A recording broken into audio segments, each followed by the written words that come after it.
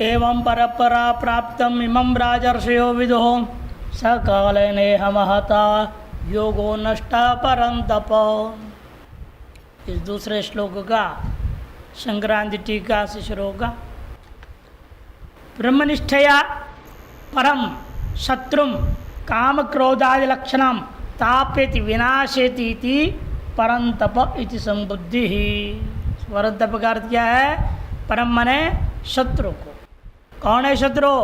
काम क्रोधादि, इनको किसके द्वारा नष्ट करता है? ब्रह्म विद्या के द्वारा, ब्रह्मनिष्ठया, ब्रह्मनिष्ठा के माध्यम से काम क्रोध आदि शत्रुओं को तपाता है, मैंने नाश करता है, जो उसका नाम परंतप है। परंतप एवं मुक्तरीत्या इवस्वदादि विशिष्ट जन परंपरा प्राप्त। इस तरह से पूर्वोक्त श्लोक के अनुसार इवस्वत आदि विशिष्ट जनों की परंपरा से प्राप्त।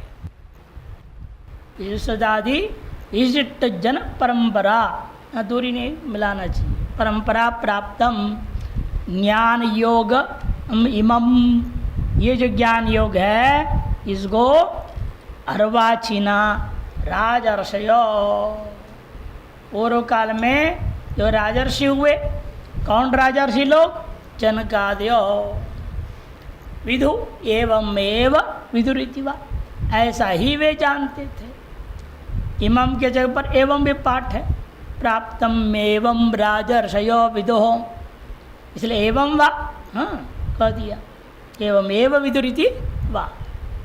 राजानश्चत्ते ऋषिश्चित राजर्षयः, कर्मधारय समास करना उचित है। राजा और वे जो राजा हैं वे ये ऋषि भी, ऋषित्व प्राप्त किए हुए राजा लोग। ब्रह्मर्षि होते हैं, राजर्षि होते हैं, सर्वश्रेष्ठ देवर्षि होते हैं। देवर्षि नारद है आदि, और उससे नीचे ब्रह्मर्षि लोग वशिष्ठ आदि, और उससे नीचे है राजर्षि लोग, उससे नीचे है सामान्य ऋषि लोग। ये चार कोटि मानी गई ऋषियों में, ये राजर्षि लोग हैं। इदम ब्राह्मणादि नाम उपलक्षणम, केवल राजा होते हुए, क्षत्रिय होते हुए ऋषित्व प्राप्त ही लोग नहीं, ये उपलक्षण मान रही है। ब्राह्मण आदि लोग भी ब्रह्मर्षि देवर्षि भी जानते थे। कुछ लोग द्वंद्व समास करना चाहते, राजानश्च ऋषयश्च इति विदुरिति वा, द्वंद्व समास। ननु राजभिर ऋषिभिर महापुरुषै परिगृहीतत्व सर्वत्र प्रसिद्धत्वात्, द्वंद्व समास का दृष्टिकोण से करें, यदि राजा लोग भी जानते थे, ऋषि लोग भी सब जानते ही थे, फिर साथ दुनिया में इसकी प्रसिद्धि होगी, सब लोग जानते थे, फिर तो उनके द्वारा परिगृहित होने से सर्वत्र इसकी प्रसिद्धि होगी। फिर किमिति त्वया उपदिश्यते, फिर आप अब क्यों उपदेश कर रहे हैं हमारे लिए? इत्यतः स च योगो नष्ट परम महता कालेन नष्ट। पूर्व विवस्वदादिषु मया प्रवर्तितो यो योगः, जो योग है स इदानीम, इस द्वापरयुग के अंतिम समय में समझो क्या हो गया है? महता कालेन, महता कालेन। पूरा सत्युग बीत गया, त्रेतायुग बीत गया, द्वापर भी लगभग समाप्त हो रहा है। इस लंबे समय में जा करके धीरे धीरे धीरे इसके कालेन, काल देश विपर्यास है ना, काल और देश संस्कार सब विपर्यास होते गया। प्रवृत्ति प्रवर्तक जनाभावात, प्रवृत्ति और प्रवर्तक, प्रवर्तक आचार्य लोग नहीं रह गए, प्रवृत्ति शिष्य लोग भी न रहे। शिष्य गुरु परंपरा ही एक तरह से अभाव को प्राप्त हो गया। यह अस्मिन लोके नष्ट, इस लोक में मानो एक तरह से नष्ट हो गया है। संप्रदाय विच्छित्तिम प्राप्त, विद्या नष्ट नहीं होती है, लेकिन संप्रदाय का विच्छेद बीच में हो जाता है। फिर उस संप्रदाय को दोबारा उत्थान करने के लिए भगवान आ गए, या कोई और ऋषि महर्षि संत महात्मा शंकराचार्य जैसे शिव जी का अवतार कोई ना कोई कोई राम अवतार मानते, कोई लक्ष्मण अवतार मानते, सबके अवतार रूपेण आ जाते आचार्यों रूपेण और पुनरुत्थान कर देते चीज़ को। टिप्पण राजर्षय सूक्ष्मार्थ निरीक्षण समर्थत्वात् ऋषय, सूक्ष्म अर्थ को निरीक्षण कर ग्रहण करके सामर्थ्य वाले होने से उनको ऋषि कहा जाता है। राजानश्च ऋषयश्च इति केचित् द्वंद्व समासं दर्शयन्ति, कुछ लोग द्वंद्व समास को दिखाते हैं, लेकिन तन्न अभ्यर्थितस्य पूर्णिपातत्व प्रसंगात, ऐसा नहीं कर सकते कि जो अभ्यर्थित होता है, पूज्य होता है, उसका प्राग प्रयोग हो जाएगा। क्षत्रियत्व और ऋषित्व में पूज्य कौन है? ऋषित्व ज़्यादा पूज्य है क्षत्रियत्व की अपेक्षा से। तो राजर्षि शब्द नहीं बनेगा, शब्द क्या बनेगा? ऋषि राजा बनेगा। ऋषि शब्द प्राग प्रयोग होना चाहिए, एक द्वंद्व समास करोगे तो। अभ्यर्थितंच है वार्तिक, उसके आधार पर प्राग प्रयोग हो जाएगा, आपत्ति है, राजर्षि शब्द बनेगा ही नहीं। अतएव द्वंद्व समास मानना उचित नहीं है। भाष्य विरुद्धत्वाच्च, और भाष्यकार भी क्या है? कर्मधारय समास ही बताए हैं, इसके विरुद्ध भी हो जाएगा, द्वंद्व समास पक्ष उचित नहीं है। परान कामादीन शत्रुन तापेति, पर कौन है? कामादि शत्रु, उनको तापेति नाशेति, ऐसा ले लो। यद्वा शत्रु अपेक्षा परम कालाधिकृत दोषम तपसा हंतुम योग्योसी, अथवा शत्रुआदि की अपेक्षा ऐसा पर जो है कालाधिकृत जो दोष है उसको तुम तप के द्वारा हनन करने योग्य हो। अथवा तीसरा पक्ष परम ब्रह्म तपसा ज्ञातुम योग्योसी, उसको तप के जानने योग्य हो, इसे तुमको क्या कहते हैं? परम तप। चौथा इंद्रिय जिद्वा, इंद्रियों को पर विजय पा लिए हो, इसलिए भी तुमको परम तप कहा जाता है। इस संबोधने न सूचितम, इसके द्वारा साधक के लिए विलक्षित कर दिया। जब व्यक्ति कामादि शत्रुओं को विजय पाना चाहेगा, उसको क्या करना पड़ेगा? ब्रह्म विद्या के शरण में आना पड़ेगा। जो कालादिकृत दोष को दूर करना चाहता है, उसको तप करना पड़ेगा। अथवा जब ब्रह्म विद्या प्राप्त करना चाहता है, उसको भी तप करना पड़ेगा। अथवा जो वास्तविक मोक्षों की स्थिति में पहुंचना है, तो इंद्रियों पर विजय पाना पड़ेगा, इसके बिना नहीं होगा। यह ज्ञापन करने के लिए यह संबोधन है, चार समास अलग अलग लिया।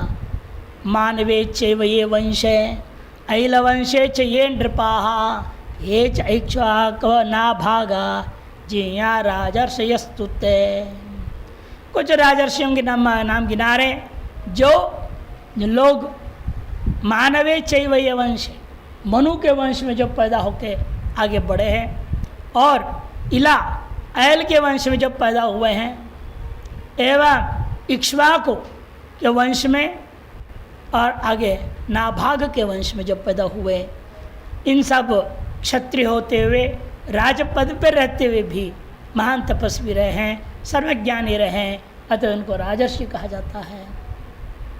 ऋषन्ति रंजनात् यस्मात् प्रजा इति राजर्षयः, अथवा रंजनात् ऋषन्ति प्रजा रंजयन्ति, जब प्रजाओं को आनंदित कर देते हैं, उनके आवश्यक पदार्थों को उनकी सेवा प्रदान करते हुए, व्यवस्था प्रदान करते हुए, सुरक्षा प्रदान करते हुए, हर तरीके से प्रजा पालन करने से जिसकी प्रजा प्रसन्न हो, उनको भी राजर्षि कहा जाता है।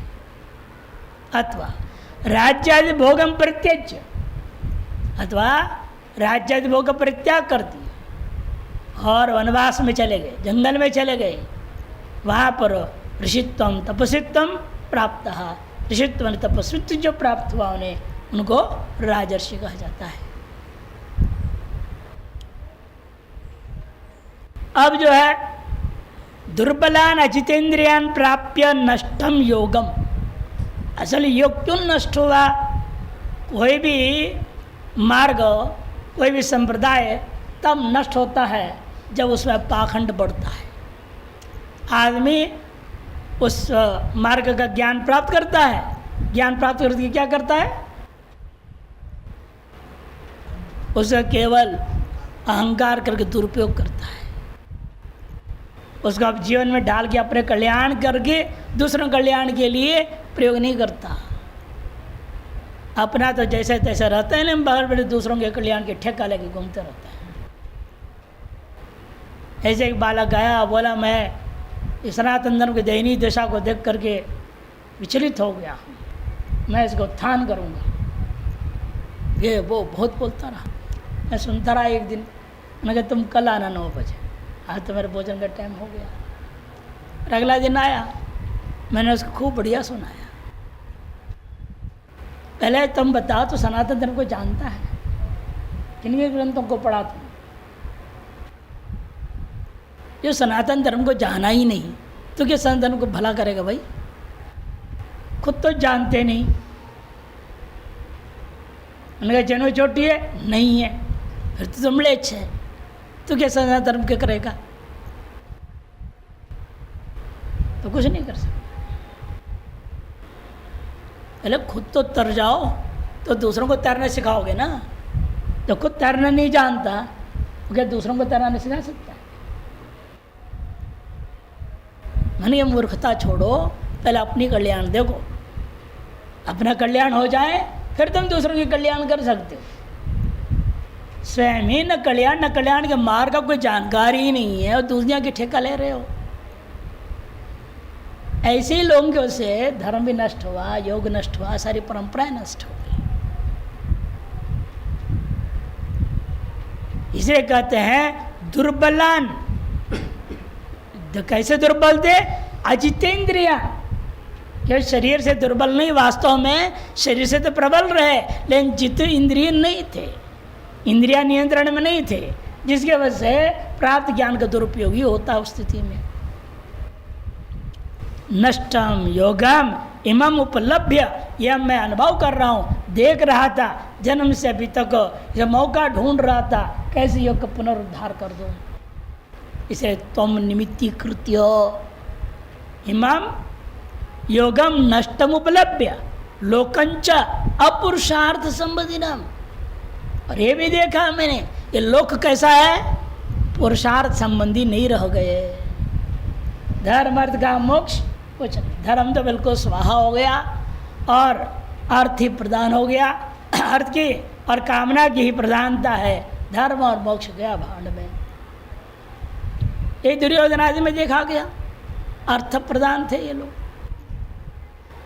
उनको ऐश्वर्य चाहिए, चाहे जैसा भी ठगना पड़े, धोखा देना पड़े, विश्वासघात करना पड़े, छल कपट सब किया उन्होंने। क्या अधर्म नहीं किया?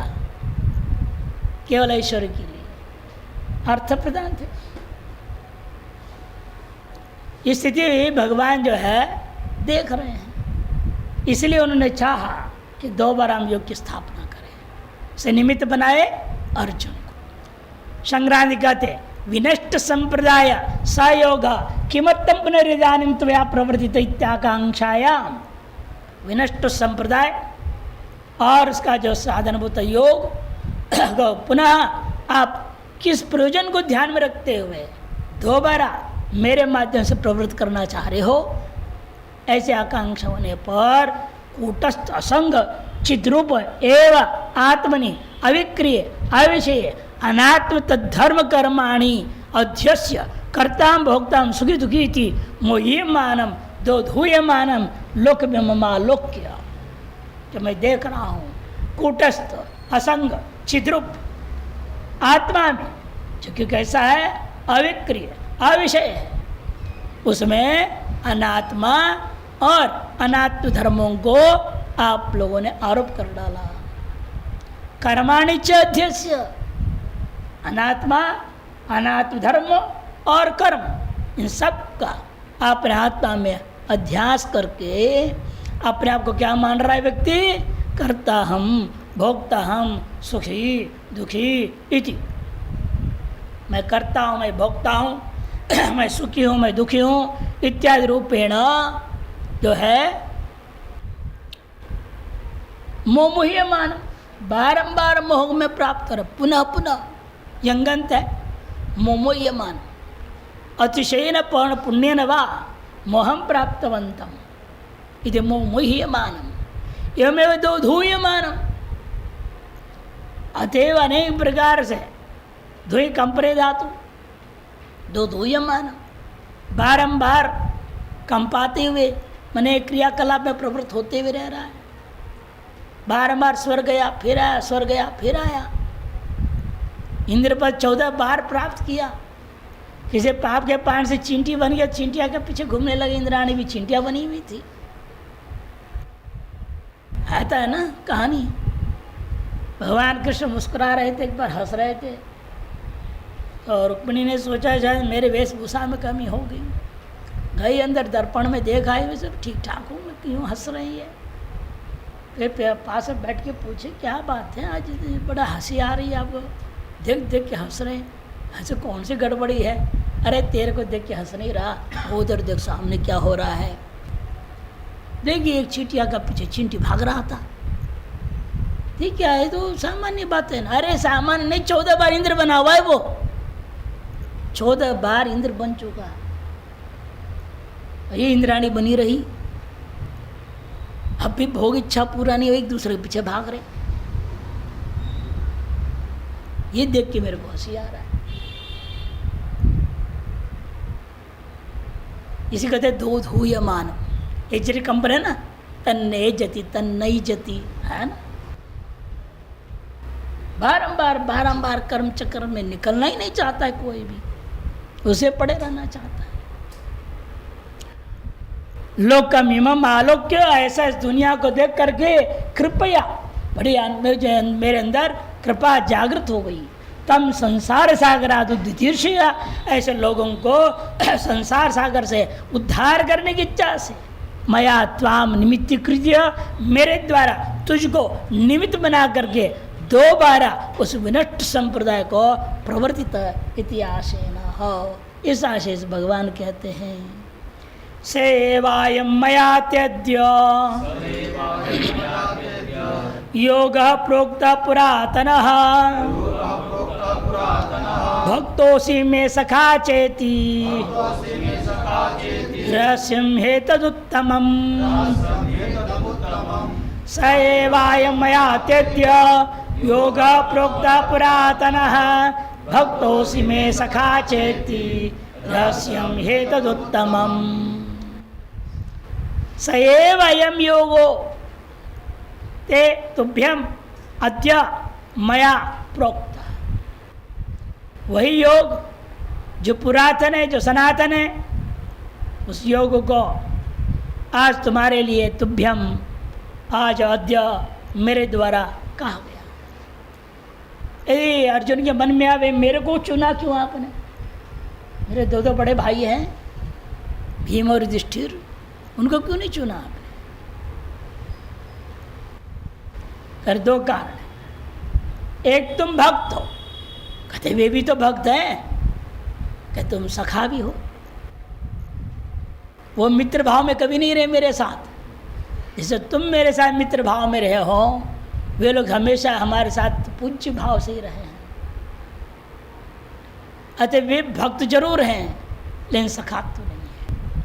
ये दोनों तुझ में है, इसलिए मैंने तुम्हें चुना है। क्योंकि भक्त को डांटा नहीं जा सकता है, मित्र को तो डांटा भी जा सकता है। यहाँ डांटा भी है ना, मासग पार्थ क्लेब्यम मास्मगम, हे नपुंसक दमत कर, छोड़। ये डांट रहे युधिष्ठिर के लिए वो संभव नहीं था। युधिष्ठिर के सामने ऐसे बोल नहीं सकते कृष्ण, इसलिए डांटना, प्यार से समझाना, विधि को दबाना, हर तरीके से जो है शिक्षा देना, यह तभी संभव है जब गुरु और शिष्य में मित्र भाव भी बने रहना चाहिए। तभी शिष्य भी खुल के पूछ सकता है, बोल सकता है। अभी शिष्य सोचता है भाई भगवान है, गुरु जी गुरु जी गुरु जी, तो पूछेगा, डर के हमारे चुप बैठा रहेगा। हाँ जी हाँ जी हाँ जी हाँ जी हाँ जी, सत्यवचन महाराज नहीं, पंजाबियों के जैसे सत्यवचन महाराज। अब जो भी बोलो सत्यवचन महाराज है, दिन को रात को, रात को दिन को, तो भी सत्यवचन महाराज। यहाँ देखो अर्जुन 12 अभी पूछेगा फिर बोलेगा, आप झूठ बोलते हैं। अरे आप तो अभी जन्माष्टमी आ रही है, हैं? भाद्र कृष्ण पक्ष की जन्माष्टमी के दिन आप पैदा हुए हो, हमसे 5 साल बड़े हो, और कहाँ सूर्य भगवान कब पैदा हुए? आपने उसको उपदेश दिया, कैसे मानूंगा मैं? ऐसे कभी भक्त नहीं पूछ सकता। भक्त भगवान है, जो आप कह रहे हैं सब ठीक है। इसलिए वो दोनों भक्त होते हुए उन्हें मैंने चुना नहीं, तुमको चुना, क्यों? तुम मेरे मित्र हो। भक्तोऽसि मे सखा च इति, इसलिए ये तो उत्तम रहस्यम ते तुभ्यम मया प्रोक्त, उसके साथ भी होगा। भाष्यकार अति संक्षेप में कह दिए, सएवायमिति सएवायम मया ते तुभ्यम इदानीम योग प्रोक्ता पुरातन भक्तोऽसि में सकाचसि इति रहस्य में यस्मादेत उत्तमम योगो ज्ञानमिति, क्योंकि यह जो सर्वोत्तम योग है, ज्ञान है, वह अत्यंत रहस्यपूर्ण है। संक्रांति, और संक्रांति कहते हैं पूर्व विवस्वते संप्रदाय प्रवृत्ते पुरातना अनादि श्रुति मूलकत्वात् सनातनो। पहले मैंने विवस्वान को संप्रदाय की प्रवृत्ति कराने के लिए यह पुरातन, पुरातन मैंने सनातन, क्यों सनातन है? अनादि श्रुति मूल वाला होने से, वेद मूलक होने से। अनादि है वेद, तन्मूलक होने से इसको भी अनादि कह दिया।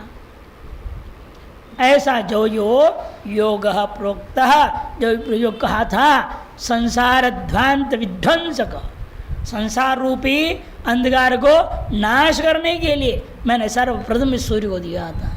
सएवयं योगो मया अद्य कर्तृत्व भोक्तृत्व भ्रमेण मुझे माना यते, वह यह इस योग को मेरे द्वारा तुम्हारे लिए इसलिए कहा गया क्योंकि तुम मोह में ग्रस्त हो। कर्तृत्व भोक्तृत्व भ्रम से मोहमुह्यमाना, अतएव ते मोहमुह्यमानाय ते तुभ्यम प्रोक्तः, तुम्हारे लिए मैंने कहा।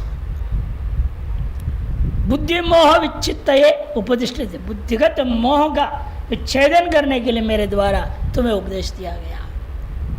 अर्जुनस्य ज्ञानोपदेश योग्यताम दर्शयति, अर्जुन ही ज्ञान के उपदेश के योग्य है, इस बात के हेतु दो दे दिया। भक्त सखा चैती, यथा शिवमयो विष्णुर एवं विष्णुमय शिव। यद्यपि भगवान का भक्त, विष्णु का भक्त अर्जुन कैसे हो सकता है? अर्जुन का शिव भक्त था, अर्जुन तो शिव भक्त माना गया, विष्णु भक्त तो है ही नहीं। आप विष्णु की अवतार में मान लिया जाए तो आपका भक्त तो है ना, आपने कैसे कह दिया अर्जुन को भक्त? तब हेतु दिया, विष्णु और शिव में कोई अंतर नहीं है, वही समझा रहे हैं। यथा शिवमयो विष्णु, विष्णु कैसा है? शिवमय है, उसी प्रकार से एवं विष्णुमय शिव, विष्णुमय शिव है। शिव मानस में भी आता है ना, ये शिवद्रोही मेरे मन नहीं होता है, नहीं भावा, स्वप्न में भी मुझे पसंद नहीं, जो शिवद्रोही होता है। इस तुलसी जी ने भी अपनी भाषा में कहा। ये कहीं भी शास्त्र में नहीं है, क्योंकि एकमेव अद्वितीय परमात्मा है ना। एकम सत विप्रा बहुधा वदंती, वेद कह रहा है। नाम भेद इसलिए कर दिया, परंपरा भेद कर दिया कि रुचि, हर व्यक्ति की रुचि अलग अलग है। कई बार बताता हूँ, मिठाई की दुकान जाते हो, अनेकों नाम है, सब तो चीनी और गुड़ के अलावा और कुछ है ही नहीं। इतना अंतर कर, किसी बेसन है, किसी में मैदा है, किसी बादाम ऊपर चिपका दिया, किसी काजू चिपका दिया है, नाम अलग रख दिया, रेट अलग अलग लगा दी, और आप अच्छे बेवकूफ़ बन जाते हो। आपको नाम भी अच्छा लगता है, चुम नाम रख दिया तो अच्छा लग रहा है आपको, नाम से खरीद लेते हैं। राजभोग नाम रख दिया, मिठाई का नाम है, एक से एक नाम रखते हैं ना, आओ उसको देख के पसंद हो जाता है तो मीठा हो, कुछ है ही नहीं। इन व्यक्ति की रुचि का भेद को ध्यान में रखते हुए वो किया जाता है, लोक व्यवहार में देखा गया। उसी लिए यहाँ पर भी लोक व्यवहार में ही ध्यान में रखते हैं। सबका रुचि अलग है, किसको भगवान विष्णु और उसकी लीला अच्छी लगती है, किसको राम की लीला, किसको कृष्ण की लीला, शिव की लीला, किसको देवी की है। इसे सब संप्रदाय इसलिए बन गए। रुचिनाम वैचित्र्याद ऋजु कुटिल नाना पथ जुषाम शिव स्तोत्र। इसे वास्तविक भेद है नहीं, ये तो व्यवहार में वे अज्ञानियों की रुचि के भेद से व्यावहारिक भेद कर लिया गया। उसको वास्तविक भेद मानकर द्वेष करना एक दूसरे के प्रति। एक समय ऐसे था कि अयोध्या में चले जाओ, वहाँ सन्यासी को पंगत में अंदर घुसने नहीं थे, आश्रम के अंदर घुसने थे, इधर बाहर और अंडे में भीख मंगाओ के साथ। हाँ, वृंदावन में कि वृंदावन में विरजानंद जी को अंदर घुसने नहीं दिया, भिक्षा भी नहीं दिया, घुसने नहीं दी, भग गया। कहाँ सन्यासी वाला लाल कपड़ा वाला घुस गया यहाँ पे, भगा रहे थे। लेकिन वो बाहर ही रहे, कोई बात नहीं, बाहर रहेंगे। सवेरे से गुपचुप आ जाते थे, दर्शन करके चले जाते थे। इसलिए कहते तुम भक्त हो, और तुम भले शिव भक्त हो, शिव भक्त हो ही विष्णु भक्त, दोनों में कोई अंतर मैं नहीं मानता हूँ। इसे तुमको मेरा भक्ति मैं मानता हूँ। शिव केशवरा भेद श्रवणा शिवरूपम माम एव बहिरंतर माया श्रद्धया भजसी। इसे विष्णु और शिव का अभेद श्रुति स्मृतियों में सुनने को मिलता है। इसलिए शिवरूप से तुम मेरी ही पूजा कर रहे थे। शिवरूपम मामेव बहिरंतर अमाया, बिना कोई छल कपट, बिना कोई ढोंग का, अमाया श्रद्धया भजसी, आपने भजन किया है। अतो मैं भक्तों से, इसलिए आप मेरे भक्त हो। सदा मद भजनशीलोसी, सदा ही मेरे भजन स्वभाव वाले हो। सखा सखा चासी स्निग्ध सख्यो स्मरण श्रवणादि भीर द्रवीभूयमान चित्त स्निग्धश्चासी। आप स्निग्धों का मतलब क्या? आप मित्र के स्मरण श्रवण आदि के द्वारा आपका हृदय द्रवीभूत हो जाता है। इसलिए आप मेरे प्रति अत्यंत स्नेह भव संबंध वाला हो, ऐसे मैं मानता हूँ। हम अयम भक्ता स्निग्धश्चित है, तो आप मेरे भक्त और स्निग्ध भी हो। इसी कारण से एवं सहयोग ते उपदिष्टा, वह योग मैं तुम्हारे लिए उपदेश कर रहा हूँ। इत्यर्थः किम एवं पात्र परिशीलनम योगोपदेशाय इत्यर्थः। इस प्रकार से पात्र का परिशीलन करना योगोपदेश के लिए क्या फायदा है? क्योंकि यह रहस्य है, फिर जल्दी न बिगड़ जाए। उचित अधिकारी के हाथ में देगो तो वो बिगड़ता नहीं है। अधिकारी के हाथ में, अनधिकारी के हाथ में जाता है तो जल्दी बिगड़ जाता है। अधिकारी के हाथ में जाना चाहिए तभी। और ऐसा रहस्यपूर्ण वस्तु को तो कहना ही क्या है। यदि अनधिकारी, आप लौकिक व्यवहार में भी देखो, कोई भी चीज़ है आपने अनधिकारी के हाथ में दे दो तो क्या होता है? उसका अनादर होगा, उसकी उपेक्षा कर दी जाएगी और नष्ट भ्रष्ट हो जाएगा। इसीलिए ब्रह्मशात अधिकारी मान लेते हैं हम लोग। ऐसे सेव की कहानी नहीं है। भर्तृहरि का, राजा भर्तृहरि ने, एक महात्मा ने प्रसाद में सेव दिया तो सेव को अपना पत्नी के हाथ में दिया। तुम मेरी प्रिया हो, मेरे स्निग्ध हो, मेरे को मानती हो, पतिव्रता हो, ये सोच करके दे दिया। और वो मंत्री से उसकी सांठ गांठ थी। वो सोच मेरा प्रिय तो मंत्री है, इसलिए मैं भी ना खाऊं, ले जाके अपने प्रिय को दे दी। लेकिन उसका संबंध सेनापति का पत्नी के साथ था, उसने सेनापति के पत्नी को दिया और वो अपने पति सेनापति को दिया और सेनापति ने एक वेश्या को दिया। दासी वापस राजा के पास ले आया। तो उन्हें कहाँ चक्कर काट के मेरे पास वापस आया, इसके हाथ में गया कैसे? उसको पूछा तुमको किसने दिया? सेनापति ने दिया है। सेनापति को बुलाया, तुमको किसने दिया? मेरी पत्नी ने दिया था, इन मेरे आगे अच्छी लगती है तो मैंने इसको दे दिया था। पता लगे पूरी सहज वैराग्य, बेकार है संसार। जिस पत्नी ने अपना माना था, प्रियतम माना था, देख लो क्या हुआ।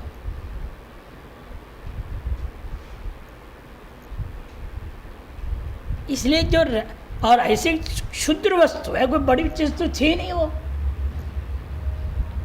अनधिकारी हो गया। ब्रह्मशास्त्र आप प्रियतम मान रहे हो, उसके हाथ में देर फंस गए। और ये जो अत्यंत रहस्यपूर्ण है योग, वैसे तैसे को थोड़ी दे दिया जाएगा, जिस किसी को भी दे तो बांट दो, ये नहीं हो सकता। वही समझा रहे हैं, क्योंकि यह रहस्यपूर्ण वस्तु है। इसे योगोपदेश जो है पात्र परिशीलन करके ही देना चाहिए। गृहस्थानाम अकर्मिणाम उत्तमम सर्वोत्तमम परम ब्रह्म, चाहे गृहस्थों का हो अकर्मियों का भी हो, सर्वोत्तम है यह परम ब्रह्म। तत्प्राप्ति हेतु उसके प्राप्ति का साधन होने से उत्तम साधनम मुक्ति है, मुक्ति का सर्वोत्तम साधन योग है। अतएव रहस्यम, अतएव न कस्मिचित वक्तव्य मित्यर्थ। इसे जिस किसी को भी ये चीज देना नहीं चाहिए, ये इसका अर्थ हुआ। टिप्पण भक्त सखा पदाभ्याम पात्रत्वम दर्शितम। भक्त और सखा इन दोनों पदों के द्वारा पात्रत्व दर्शाया गया है। यह तो ही मंत्र वर्ण प्रोक्तम, इसे मंत्र ने स्पष्ट कहा है उपनिषद में, सरस्वती परिषद का शायद मंत्र, विद्याम हवै ब्राह्मणम जगाम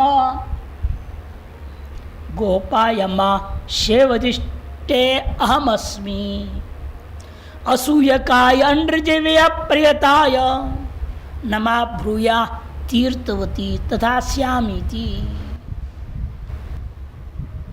विद्या ब्रह्मविद्या साक्षात सरस्वती रूपेण ब्राह्मण के पास गई। ब्राह्मणम आजगाम, जाकर बोली, हे ब्राह्मण, गोपाय, माम ने माम, माम गोपाय, मेरी रक्षा करो, यही तुम्हारा असली धन है। ते शेवधी, शेवधी माने धन, तुम्हारा असली धन दौलत ऐश्वर्य ये विद्या ही है। ते शेवधी अहम अस्मि, मैं जो विद्या तुम्हारी असली धन दौलत हूं। इसलिए असूया, असूया काय, जो असूया करता है, गुण में भी दोष देखता है, असूया काय। अंड्रजीवे, जो सरल स्वच्छ हृदय वाला नहीं है, अप्रयताय, जो प्रयत्नशील नहीं है, ऐसे को मुझे नहीं देना। अप्रयताय न माब्रूया, मुझे कभी देना नहीं।